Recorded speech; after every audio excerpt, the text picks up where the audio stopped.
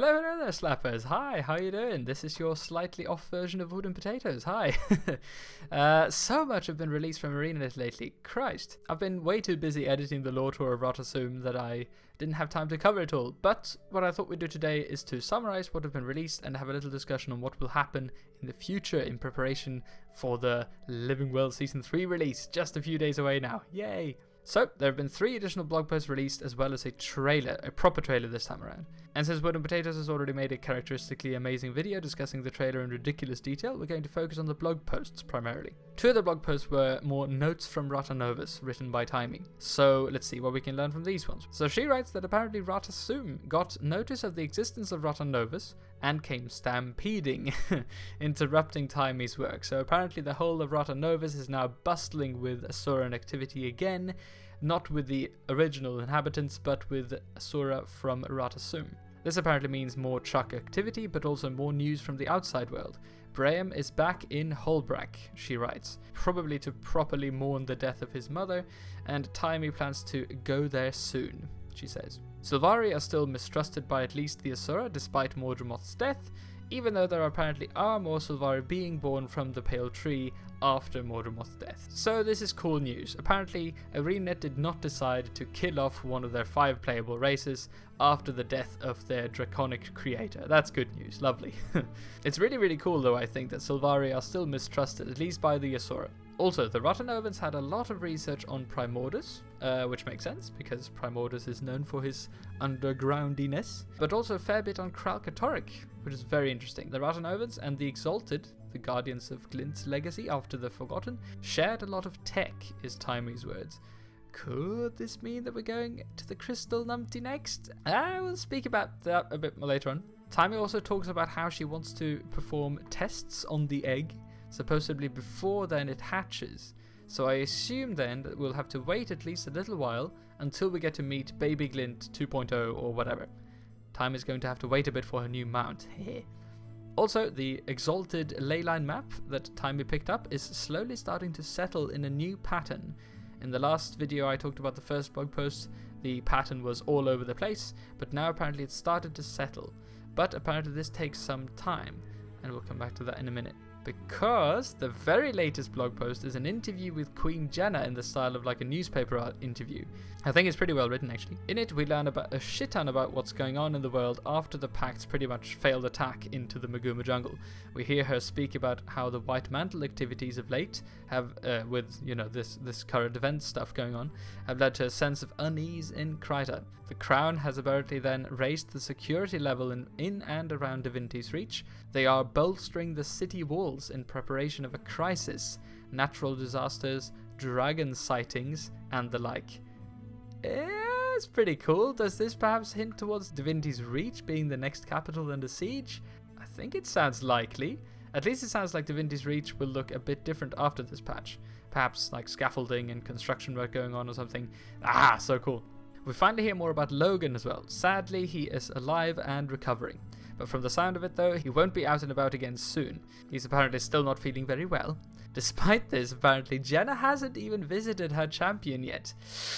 Oh, Jesus, that has to burn. Okay. But yes, it seems like Logan will not be up and running, not in next week's patch at least. He still needs more time in bed. The wimp. Sadly, still no more news on Zodja. We also learn who the new leader of the Pact is going to be. It is General Almora Soulkeeper of the Vigil. The Queen says this: I'm confident that the Pact will persevere under her leadership and guidance. So the theories that perhaps the Pact would be scrapped after the complete failure that was the massive attack into the jungle are not true. While it would be really cool to go back to like the 3 orders being more independent, it doesn't look like it's happening, especially now that the new leader is Vigil. Pretty strange this, because if you remember in the personal story at the forging of the Pact, I think it's Gix who wisely says that the leader of the Pact obviously could never be a member of one particular order, because it would sort of ruin the balance between the 3. That defies logic, I think he says, or something along those lines. Therefore, Traherne was then the best choice, because he wasn't part of the 3 orders. But if this is no longer the case, why not give the privilege of leading the Pact to us, the player character? I mean, I understand that they can't do this for various reasons, but from a lore perspective, this would make a lot more sense, I think. Yeah, and I still think it's a bit weird that we are just the commander after all we've done. Damn it.